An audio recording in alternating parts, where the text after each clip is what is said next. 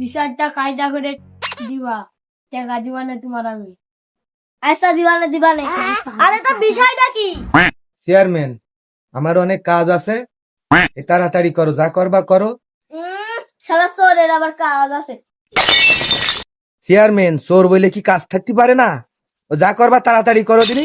ভালো কথা, তুই কে চুরি দাঁড়ি ছাড়বি না? আজ কতদিন ধরে চেয়ারম্যান তোমার পাই ধরি যে আমার একটা বয়স্ক ভাতার করে দাও। আরে শালা চোর, এটা বয়স্ক ভাতা হবে। ওই হইলো বয়স্ক ভাতার আর ভাতা একই জিনিস। তাই কতদিন ধরে পাই ধরছি, তাহলে তোর আমার এই চুরি করে খাতি হয় না। এই তোর কি বয়স হয়েছে যে তোর ভাতা করে দেবো? দেখো দিনি চেয়ারম্যান, আমার কোন জায়গা পাকতি বাকি আছে, পাকতি কোন জায়গা বাকি আছে তাও বয়স হয়নি আমার। তুই তার আগে বল, রাহেনের রাস্তার কতখানি কাটিছিস কেন? ও চেয়ারম্যান, ও ফাইলতে কথা বলবা না, ও হচ্ছে সরকারি জায়গা। ও সরকারি জায়গায় কলার কাইন পাইছি তাই কেটে আমি খাইছি। ও কিসির রাহেনের জিনিস, ও হচ্ছে সরকারি জিনিস। সরকার আমার পারলি কিছু করুক।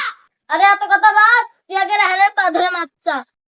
রাহেনের পায়ে ধরে মাপ চাবো নাকি? খেয়ে দে আমার কাজ নেই, ওই শালার পায়ে ধরবো, শালা জীবনে পায়ে ধোয়। ওই দেখ, ওর হচ্ছে পা দুটো কুমির পার মতো হয়ে রয়েছে। এই তো তুই পা ধুইস না কেন? ও তো ঠিকই বলেছে, পা ধোয়া 6 দিনে আগে বিচার করো। 100 বার তুই নাকে খড় দে, তারপরে 100 বার তুই কান ধরে উঠা বসা কর। এই তাহলে হাত খুলতে বলো তাড়াতাড়ি। ওই এইটুক কাজ করাবা তাই সে সকালবেলা করলি তো হয়, সারাটা দিনে ভেবে বেঁধে থিয়েছে। চল আনসার বাচ্চা, হাত বেঁধে থিয়েছে। আমার অনেক কাজ আছে, এইটুক কাজের জন্য আমার আবার বসাই রেখেছো। চেয়ারম্যান, তা ও আমার মাসতে কেন?